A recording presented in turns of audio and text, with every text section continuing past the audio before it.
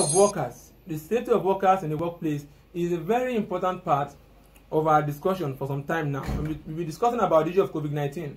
Today we'll be shifting a bit from COVID-19. We'll be talking about other forms of airborne diseases on the construction site. Welcome to another episode of Statement with Aliola. Please remember to subscribe to my YouTube channel and follow me on Instagram so that we'll continue to enjoy ourselves. Also remember to share this video for others to benefit. Remember, safety is everybody's responsibility. Like I said, we're discussing about airborne diseases for construction sites.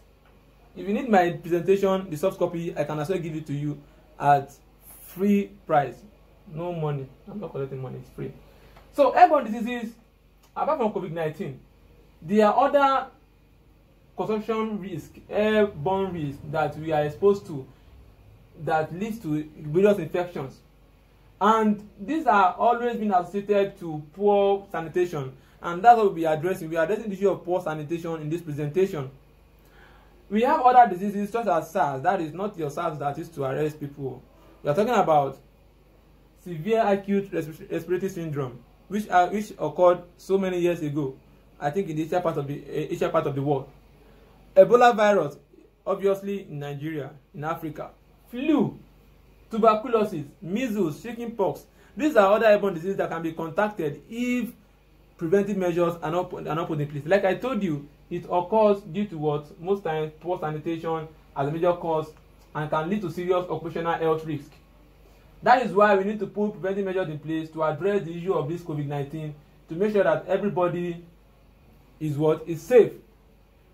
This presentation will pay attention to safe work practices for the protection of workers from contagious diseases due to poor sanitation conditions on construction sites, as other means of exposure to contagious diseases is similar to COVID-19, and we have already discussed other means of exposure in COVID-19 cases, and we've discussed about preventive measures. So if you need enlightenment on that, go to my YouTube channel and check on my discussions on COVID-19. Introduction. The airborne disease is any disease that is caused by pathogens, virus, bacteria, and fungi that can be transmitted through air over time and distance by small particles. It can transfer with time and distance by small particles. Airborne discharge microbes can maintain suspended in the air on dust particles generated by work activities on construction sites. What do I mean there? What I'm saying is that there are some airborne particles, this virus I'm talking about, that can remain suspended in the air due to the presence of what? Other dust that are being created in the workplace. Like a dusty environment, those particles can stay there, and you will know that they are present there because of the presence of this normal dust we have in the construction site. However, this presentation will focus on poor sanitation as a major cause of its spread and the safety measures to put in place. Roles and responsibility. It is the responsibility of the management to establish policies in order to protect workers from hazard in the workplace. We know this generally, including protecting the workers from infectious diseases due to inadequate sanitation on construction sites, which is our main focus of discussion. The management also owns the responsibility to provide adequate information, instructions, supervisions to a worker to protect the health and safety of the worker. This includes and not limited to various information about infectious diseases and associated hazard and health risks. Proper procedures when using the facilities and the toilet and every other thing is important. And the importance of what? Of hand washing and sanitary conditions. Workers should ensure they follow these procedures. It's also the responsibility of the management to provide sufficient number of toilets and urine based on the number of workers deployed. Normally, based on the number of workers deployed, and the management is expected at peak time, separate hours. There should be separate facilities for female workers should also be provided. But what am I saying here? What I'm saying here is that we should look at the peak time of work activities. What is the maximum number of workers that you can have? That should determine the number of toilet facilities that you might have. You might now close 1, 2, 3 so that they won't be misused. But whenever there's increase in number, others should be open accordingly. And ladies should be given what? Separate toilet facilities. Regular maintenance of facilities should also be maintained. Also of importance is the provision of toilets and urinals and clean up facilities for workers before work start at the project. You shouldn't wait till when work start before you provide all these facilities. It's very wrong, because you don't know when someone might come with any infection in his body.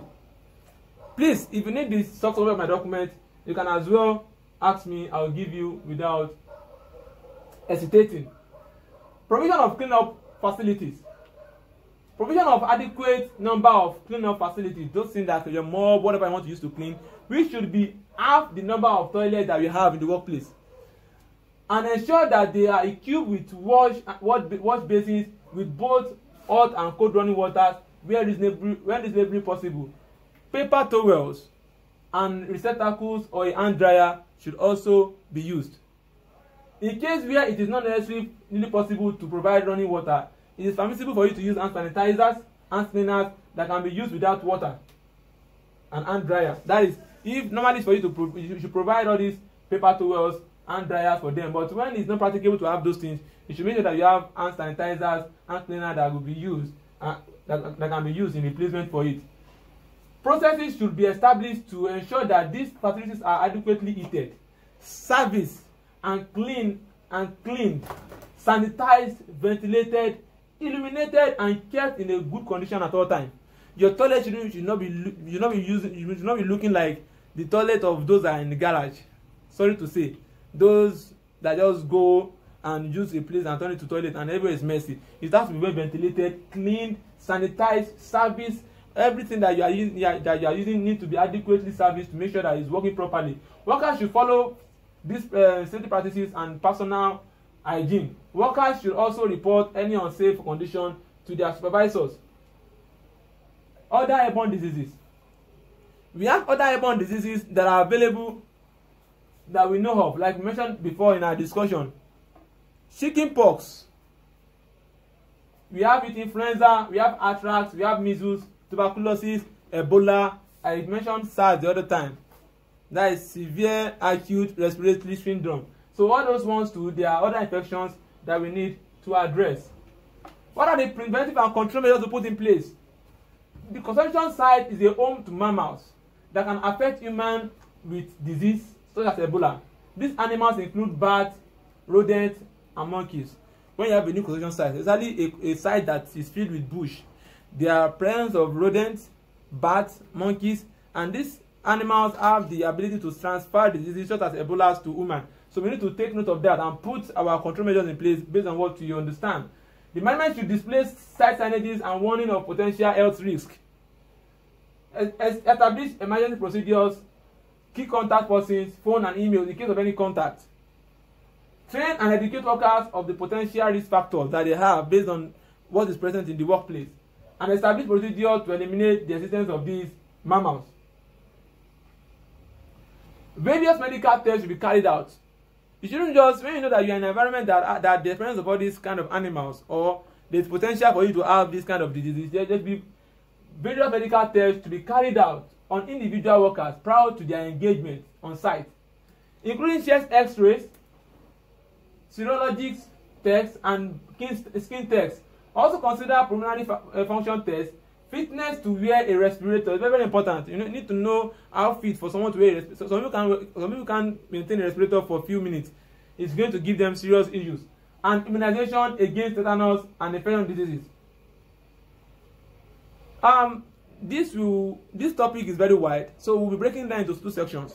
This is the first part of the discussion. In our next discussion, we'll be highlighting the remaining part of this topic. Remember, this topic is talking about safety guidelines for other airborne diseases aside from COVID-19 and how to put control measures in place. Do remember to follow me on YouTube. Remember to follow me on Instagram. Remember to subscribe to my YouTube channel, and let us continue to have a lot of safety discussions. If you have any topic that you want me to discuss, you can as well put it in the comment section. If you need my soft copy, it's always available at no cost, free of charge. Thank you, and God bless you.